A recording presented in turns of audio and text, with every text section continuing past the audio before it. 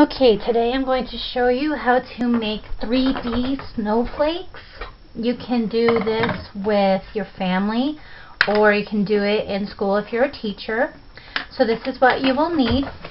You will need 6 8x11 or 8x8, because we're going to trim these down, pieces of paper, white or blue construction paper, whatever you have. You will need Scotch tape, some scissors, and a stapler, and also a pencil if you want to draw some guiding lines so your students can see where to cut. So the first thing to do is just get one piece of paper, and what I'm going to do is, since it's just a plain 8x11, I'm going to trim it down. So what I do is I take the corner right here and I'm going to fold it over so it makes a triangle. And be careful with your folding, making sure that the edges match up so you have a triangle. And I'm just going to cut off this rectangular area right here, the excess.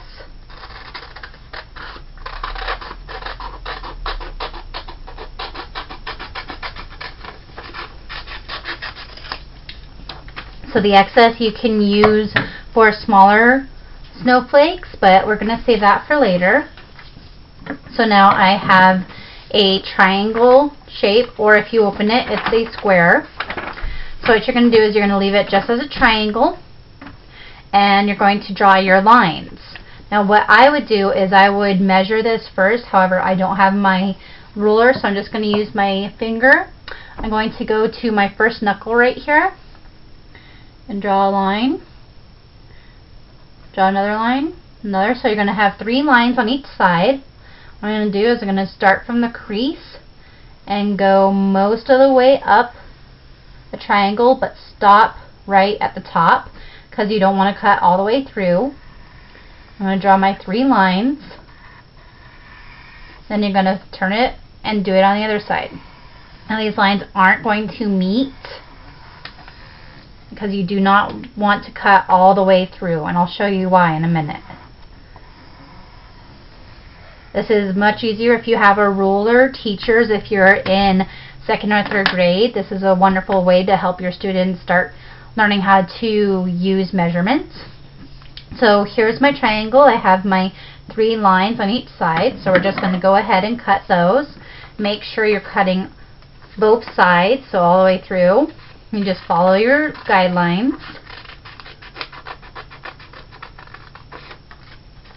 And teachers, you can also do this with preschool, as long as you're helping hand over hand or showing the student where to cut. I did this with a preschool and they did wonderfully on the straight cutting. So cut one side, then we're going to cut the other side.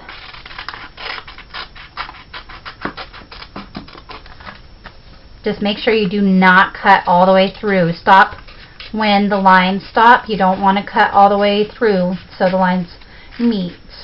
And I'll show you why in just one second. Cutting my last line.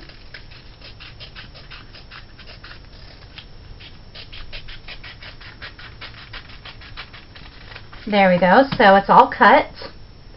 And when you open it, what's going to happen is you'll have these lines. Now if you cut all the way through, you would just be cutting a diamond out, and you don't want to do that. Okay, next, grab your tape, and what you're going to do is turn it so it looks like a square, and from the first diamond in the center, you're going to take each point right here and right here, and you're going to curl them in towards each other so they make a cylinder in the middle. Helps if you get your tape ready beforehand. What you're going to do is just curl them in, and you're going to tape them.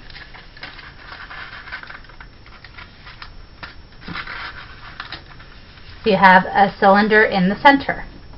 Next, what you're going to do is you're going to flip them over. So I'm going to mark the sides. This is going to be side 1. When I flip it over, this will be side 2, or side A and side B. Now you're going to do the same thing with the next diamond, the next two. So you're just going to take the two corners right here and right here, and you're going to curve them in. Yet again, make sure you grab your tape beforehand. Teachers, what you can do is have the students rip their pieces of tape beforehand. And you're going to tape them. So there's side 2. Now you're going to flip it over back to side 1. And you're going to do it again. Grab your tape. Grab the corners. Curl them in. And tape right on that corner. Curl the tape in so it's not sticking out. Okay, that's side 1 again. Then we flip it over again to side 2, and you curl it in again. Yet again, grab your tape beforehand, especially if you're new at this, so you're not fiddling with tape and trying to hold it. So there you go. This is part 1 on the snowflake, and you're going to make 6 of these. Now teachers, what you can do is have groups of 6 students and have one student create 1 each, so they can have a group snowflake. So what I'm going to go ahead and do is do the other 5 pieces of paper all at once, cut them all at once, and I will show you a couple more times how to cut them and how to tape them. Okay, remember, if you have 8 by 11 or a larger piece of paper that isn't even, just fold it into a triangle, and you're going to cut off that excess right here, the rectangle area. And yet again, teachers, it always helps to have this prepared, but if you don't, this would be a wonderful way to follow step-by-step instructions in your classroom. I know that's one of the standards that we have to reach. So again, I always draw my lines just to be safe. Just make sure I know where I'm cutting.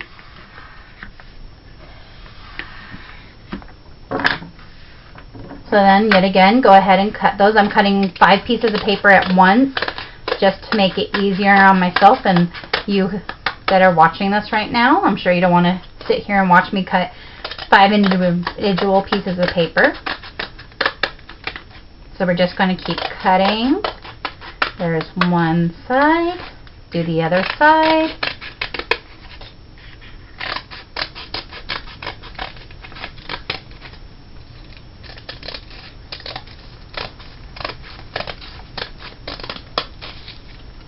So there's my 5 pieces of paper.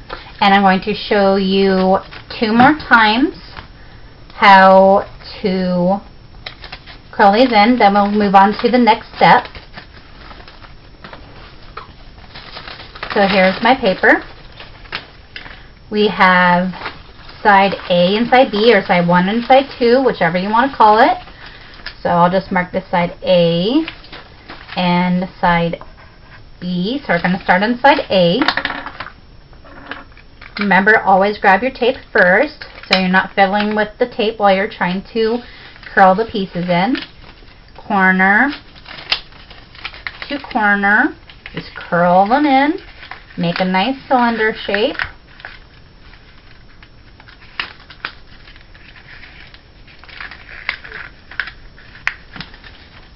There you have side A. Now we're going to flip it over to side B. Grab your piece of tape.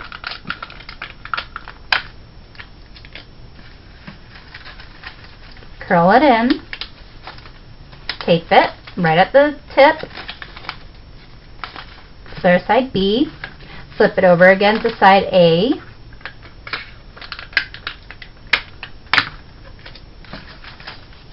Curl it in. Tape it.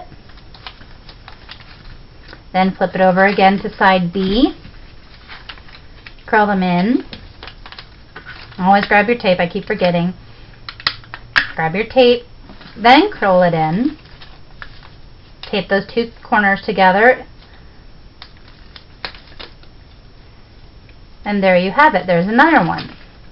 So I'm going to finish the other 4, and then we're going to move on to the next section. Okay, so now I have made my 6 sections. So what you're going to do is you're going to take 3 at a time, and we're going to start building our snowflake. Now this is very important. Make sure that your snowflake part is facing the same way when you put them together. What you're going to do is you're going to take this top section right here, this point, and you're going to put them all together. So you're just going to line all the points up, and parents as well as teachers, I would suggest that you do this for your students because we are using a stapler. We do not want any mishaps or injuries, and oftentimes this part can be difficult holding all the papers at once. So as you see, I've taken the points here at the top with the snowflake and put them all together, and I'm just going to go ahead and staple them right there. So they're stapled at the point. Now what we're going to do is we're going to take the sections that are touching in each section of this part of the snowflake, and we're going to staple them. So to show you, it's going to be this part right here and this part right here. These two are touching. So we're just going to go ahead and staple those two. And then right here and here, these two parts are touching. So we're going to go ahead and staple those together. And there you have it. That's 1/2 of your snowflake. It's all stapled together. And what I would do up here at the top is double staple it just in case you don't have larger staples. I have quite small staples. Staple a few times to make sure that it doesn't fall apart. Now what I'm going to do is I'm going to do the same thing with the other half of the snowflake. So we're just going to put that to the side. I'm going to grab our other 3 sections. I'm going to do the same thing. So if you missed it, I'm going to show you yet again how to put this together. We're going to take the point of the snowflake section right here, and we're going to put them all together. Yet again, make sure your snowflake parts are all facing the same way. Don't face them this way. Face them all the same way. Now you can face them different ways. However, if you wanted the desired look, make sure they're all facing the same way. So we're just going to put those points together yet again. Make sure they line up.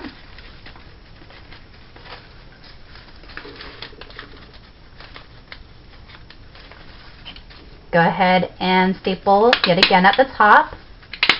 And I'm stapling a few times because my staples are smaller than standard staples. And I've run out of smaller staples. So this is what you can do. If you do run out of staples or you're not comfortable using staples with your children or students, you can also use tape. So you can just go ahead and tape it together. And yet again, we're going to go ahead and connect the touching parts. So here's one section, here's another section. These two are going to be touching. So if you're using tape, this is how you do it. You're just going to take those two touching parts and you're going to tape this one to this one.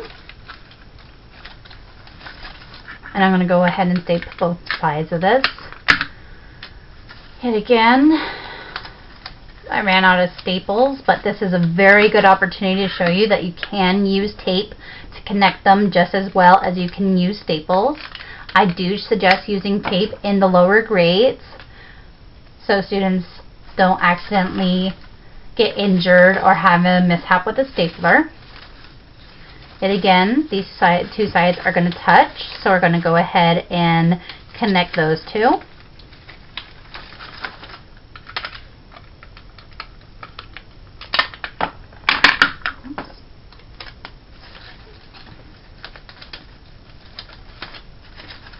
There we go, right there. So now we have 2/2 of a snowflake. So what we're going to do is we're going to take 1/2 and place it on top of the other half. We're just taking those connected points and and we're going to connect them right here. Yet again, teachers, I would suggest using a stapler. However, if you do not have a stapler at home, or if you're like me, you ran out of staples, or you don't feel comfortable, tape works just as well. You just have to know where to tape it. So yet again, we're going to take these 2 points right here, and the points are going to point to the opposite middle. So this snowflake is going to point to the other half's middle. So we're just going to go ahead and tape that on this side, flip it over, tape it on the other side. Yet again, stapling is much easier. You only have to staple it a couple times. But let's just go ahead and tape these together. Now, just like we did on the halves, we're going to take the sections that would touch and we're going to connect them. So these two are touching right here, so we're going to go ahead and connect those two.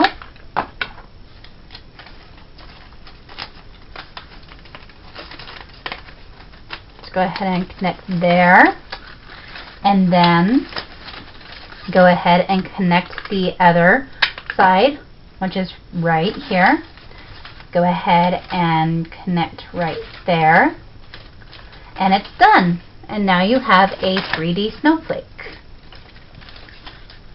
So as I said, you can also make smaller ones out of these rectangular pieces that we cut off the larger pieces of paper. All you have to do is fold that triangle in the paper, cut off the excess, and then draw your 3 lines on each side and cut it just as we did on the larger snowflake, but it's on a smaller scale, so I would suggest the higher grades, possibly middle school, do the smaller ones, but I have done the larger ones with the preschool. 3rd grade can do this, 2nd grade, all the way up to even 6th grade. Students love making this. It's simple, yet it turns out to look very cool. I'm going to go ahead and detach my camera and hold this up for you so you can see a better view of it. So we're just going to hold this up, and that's it. A very nice 3D snowflake that a student can make within 5 to 10 minutes of work in class time. Wonderful for winter festivals. Wonderful for at-home activities, getting ready for Christmas or holiday special events. I have these all over my house. What you can do is put a string right here at one of the corners and string it up with a ribbon. And pictures are